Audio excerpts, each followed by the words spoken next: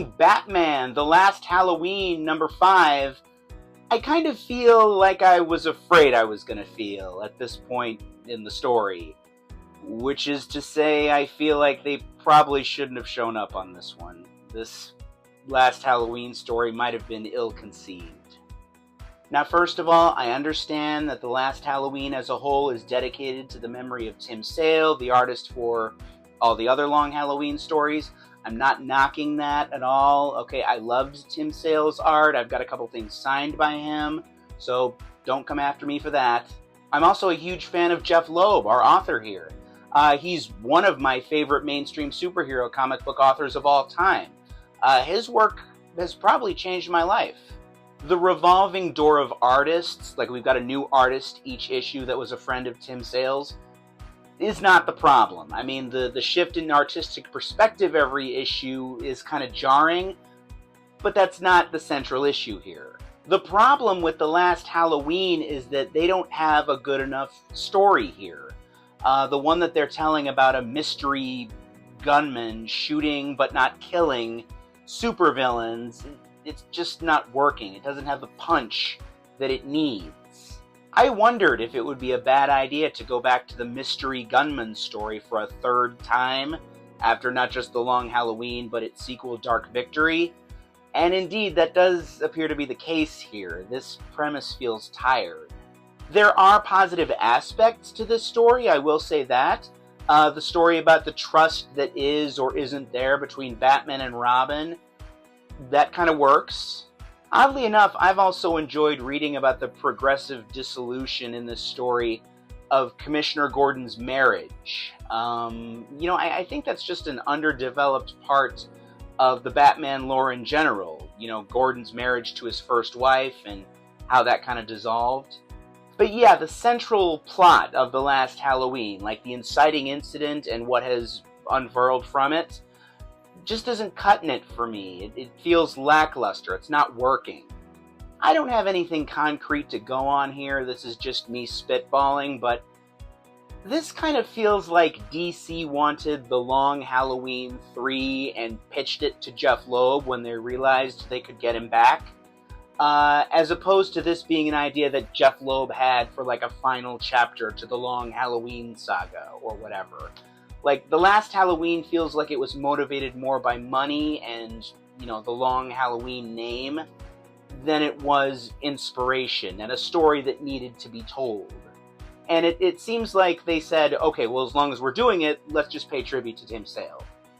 And, there's a bunch of things that they could have done with The Long Halloween 3 to make it not suck, but yeah, I'm sorry, much of this kind of sucks. And you know what this kind of makes me nervous for? Batman Hush 2, which starts later this month. I hope lightning doesn't strike twice in this sense.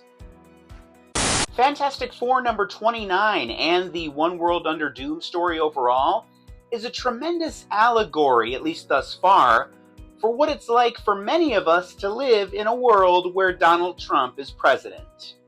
I know some people aren't going to want to hear that, either because they don't agree with it, or maybe you just don't want to hear about politics in your comic book talk, or maybe you just don't want to see this picture. But at the same time, that's what this story is. I really don't see how you can spin it any other way.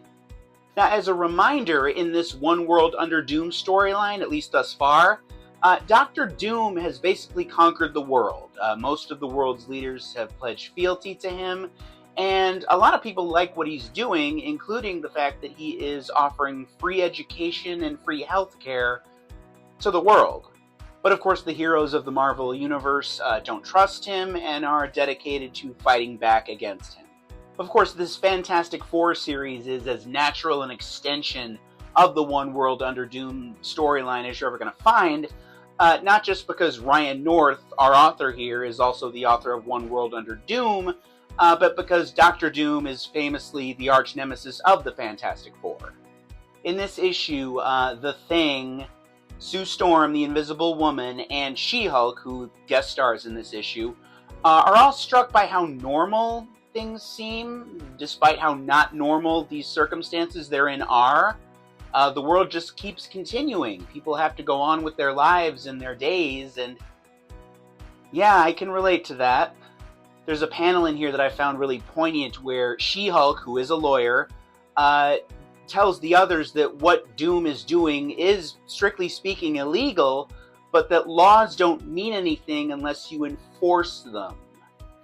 There's also a scene in here with vampires, specifically like vampires that are left over from Blood Hunt, last year's big Marvel event comic, and we see that they're like one of the big targeted, marginalized groups on Earth right now, and boy, that reminded me of something. Heck, we even see Doom Will Save Us and pro-Doom lawn signs and flags in this issue. And whether you agree with the allegorical stuff in this story or not, it is how a lot of people in the world feel right now about Donald Trump and the Trump administration and what's happening on a global scale right now. It holds up a mirror to our society and our world and asks poignant questions, and that's one of the things that great stories do. But yeah, Ryan North continues to hit these Fantastic Four issues out of the park. And while it is really early, I maintain that One World Under Doom is the most interesting Marvel event comic, at least to me, since Civil War. The Jedi Knights are here to bring peace to the galaxy. And if you don't want peace, you're gonna get a piece. That should be their motto. In fact, they should have Yoda say it. If peace you do not want, then a piece of Let me get back to you on that. This is Star Wars Jedi Knights #1. Did I mention that? So this book takes place during the prequel era, sometime before the Phantom Menace, and as the Jedi Council works to establish peace on a planet that's at war, Qui-Gon Jinn finds himself targeted by a mystery attacker. You know, Qui-Gon Jinn, the character that Liam Neeson played in The Phantom Menace, is low-key one of the more interesting characters in all of Star Wars. He's like a maverick Jedi. I think that's why there are so many prequel-era stories that either involve him or are focused on him. And I don't know that that necessarily comes across in The Phantom Menace the way that they wanted it to. Although, to be fair, there are a few things in The Phantom Menace that didn't come off the way they wanted them to. Great extended cover here. Kind of has an Alex Ross vibe to it. It's not Alex Ross, though. The artist's name is Raza? Is that how you pronounce it? The art and colors by Maribek Musabekov, I think that's how you pronounce the name, and colorist Luis Guerrero are really effective. Musabekov in particular, I know has been on a bunch of Star Wars books before this. He's a really strong Star Wars artist. From a writing standpoint, I'm mildly curious to see who Qui-Gon's mystery attacker is. This book won't be near the top of my stack when it comes out. It's more like a, if you have the money to spare, pick it up type of book. If peace you do not want, a piece of me you shall have. Want a piece of me, do you? I was really impressed with how quickly and how succinctly Hyde Street #4 was able to cut to the essence of the movie industry. Actually, the entertainment industry as a whole, really. So this issue is about an actor in 1949 who plays the brother of Frankenstein in a movie. And through various events which are chronicled in this issue, he becomes the matinee monster of Hyde Street. So naturally, there's a lot of Frankenstein-type imagery in this issue, which is very effectively done by our penciler Yvonne Reese and the whole artistic team, including one brief scene with the matinee monster and a little girl, which is reminiscent of the famous scene between Boris Karloff as Frankenstein and the little girl. Let's also take a moment to appreciate that there are actual movie posters in the background of some of these scenes. That's a nice touch. But one of my favorite moments in the book overall is when our main character, the actor's agent, tells him that he's up for this role of Frankenstein's brother, and the actor says, well, Frankenstein has a brother? Since when? And the agent says, since they decided to sell more tickets, that's when. To me, that line is so genuinely reflective of how movies, franchise movies in particular, work in the 21st century, let alone the mid-20th century. I always use Star Wars as an example when I talk about that sort of thing. Like, George Lucas kept saying in 2005, when Revenge of the Sith came out, that there was no Episode 7. There was nothing sequentially after Return of the Jedi. And then, of course, we find out he was working on Episode 7 before he sold the movies to Disney, and all those other movies came out. It's all about money, folks. Incidentally, our main character here, our actor, is named Oscar Oddman, which is a very comic booky name. It kind of skirts that line between hokey and cool, at least for me. It's certainly not as hokey as I thought the name Miss Goodbody was in the otherwise delightful It Happened on Hyde Street Devour one-shot, which was one of my favorite books of 2024, actually. I do appreciate that the cast and, the universe of Hyde Street is expanding. Not only do we have Mr. X-Ray and Pranky the Evil Boy Scout, but now we have this matinee monster, and of course we have Miss Goodbody, and apparently Miss Goodbody will be back next issue, so we'll see what she's up to. Welcome, dear viewers, to Dark Pyramid #1. Yeah, I love that title. Don't underestimate what a good, strong title can bring to the table, folks. I mean, Dark Pyramid is a simple title, but it, provokes curiosity. Oh, the Dark Pyramid? What's in the Dark Pyramid? Should I approach the Dark Pyramid? Tell me about the Dark Pyramid! This story is about a live streamer named Hooky Hidalgo, which is a great comic booky sort of name. He climbs Denali in Alaska, which is a real mountain as I understand it. But he loses contact with the world while he's on the mountain, and thus his girlfriend Becca journeys to Denali to find him and hopefully rescue him, but she finds something that's beyond her wildest imagination. I was really impressed by how naturally the dialogue seemed to flow in this story. That and the exposition. Our characters here are live streamers, they're YouTubers or whatever, so naturally they're narrating what's going on in their lives. And that turns out to be a great sort of device for storytelling. This book has a really suspenseful ending and cliffhanger. I don't think I can tell you what happens, but I just think it's really well executed.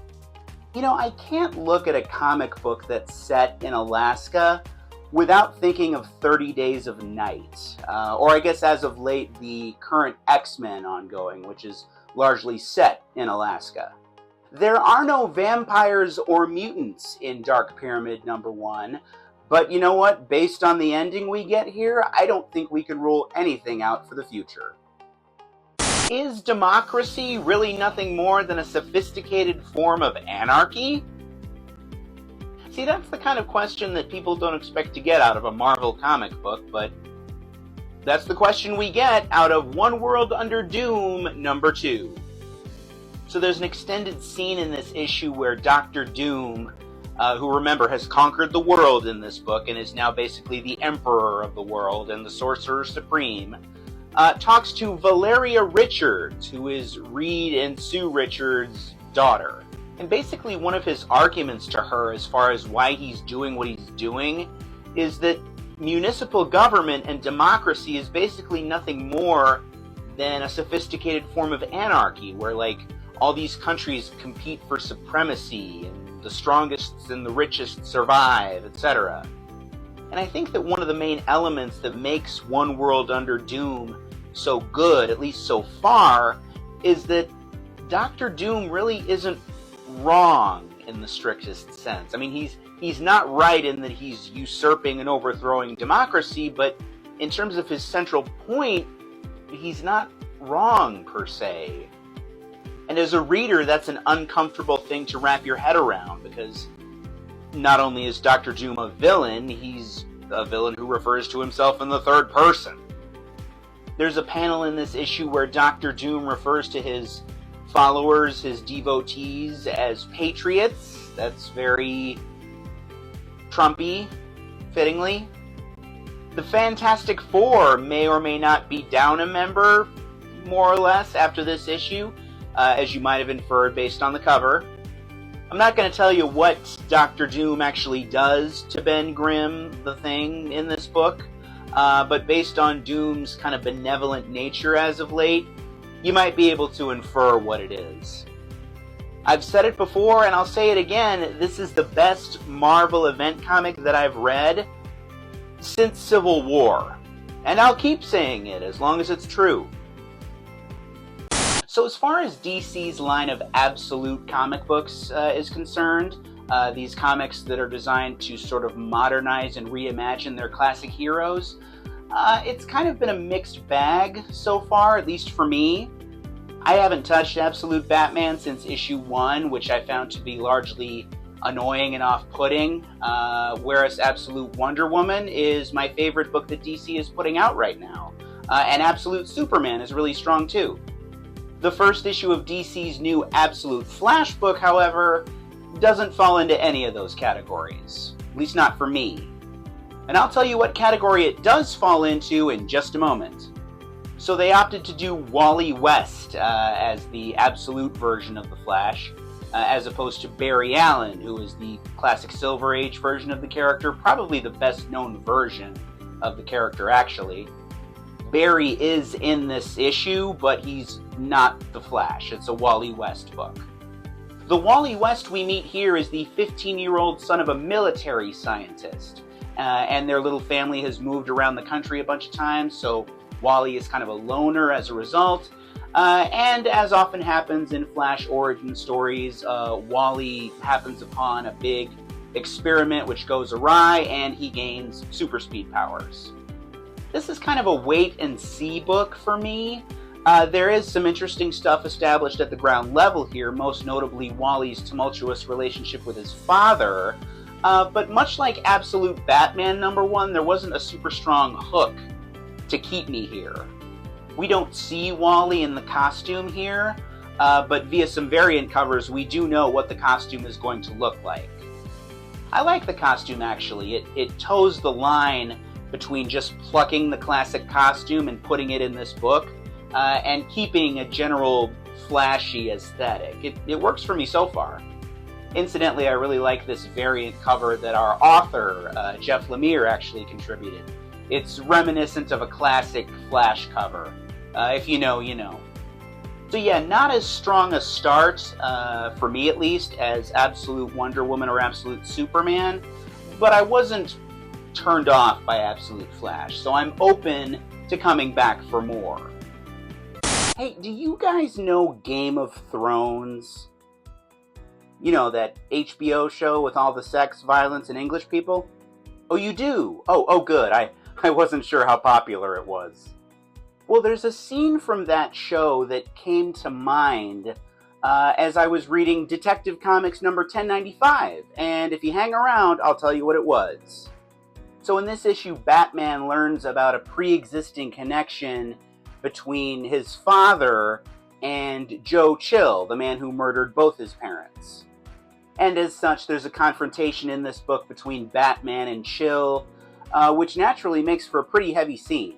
Normally I would kind of scoff and roll my eyes at this sort of retconned dynamic change between Thomas Wayne and Joe Chill, but honestly I don't hate this one. It kind of works. It sort of examines what it means to take a virtuous oath and how that can sometimes not pay off in the long run. And that's something that naturally Batman can relate to. I'm going to show some more love to Mikkel Janin, our penciler here. I've always loved the way he draws the Penguin. I think it's a great balance between the person and the sort of rotund creature. But I also love that his takes on Bruce Wayne and Joe Chill, they don't look exactly alike, but they're kind of vaguely similar looking. I think that sends a vague message to the reader about the kind of person Batman could become if he makes certain choices. Whenever Joe Chill is alive, canonically, I'm always interested by the kind of dynamic, or for lack of a better term, relationship that character has with Batman/Bruce Wayne. I think what that dynamic is says a lot about Batman. Like, for instance, in this story, Batman pretty much immediately knows where Joe Chill is and how to find him. There's a reason for that, but he's not hurting Joe Chill. He's not influencing his life in a negative way, per se. And you know, what that made me think of was the Lord Varys character from Game of Thrones. Now, that character is a eunuch. He's been physically disfigured. Now, I'm not a Game of Thrones diehard, so don't ask me what episode it was in, but I've always remembered the scene where we see that Lord Varys has the man who disfigured him held captive and is, like, actively torturing him, and presumably has been for some time. Batman could easily do that to Joe Chill if he wanted to, but the fact that he doesn't is important. At least I think so. So there's been a lot of hype and buzz in recent weeks about Absolute Martian Manhunter #1. And not just publisher-generated hype either. Like, I've seen people who work in the industry actively sign off and kind of endorse this book. And naturally, critics and the sort of professional online fanboy crowd have followed suit. I mean, some people are really gushing about this book. And, you know, if you know me, or if you've been following me for a while, hopefully you can tell by now that I kind of like to cut through a lot of the hype machine type stuff, and just sort of give you the truth, or my truth at least. It's a little bit harder to do that with Absolute Martian Manhunter #1, though, because this is, objectively, a really great first issue. And I did get the sense as I was reading it for the first time that I was looking at something special. So conceptually, this book is obviously based on the classic DC Comics character of Martian Manhunter, only in this book, instead of it just being about a Martian superhero, it's about an FBI agent with a wife and a family who has a near-death experience, and his mind is seemingly possessed by that of a Martian, and thus he sees the world in a whole new way. An amazing, amazing performance here from our artist and colorist, Javier Rodriguez. Because of the sort of mental nature of this story, there are some psychedelic elements at play, and he hits that out of the park as well as anyone I've ever seen, quite frankly. The coloring in this issue is so effective, not just in terms of the wide range of the color palette that we have, but of the brightness and intensity of the colors that we see.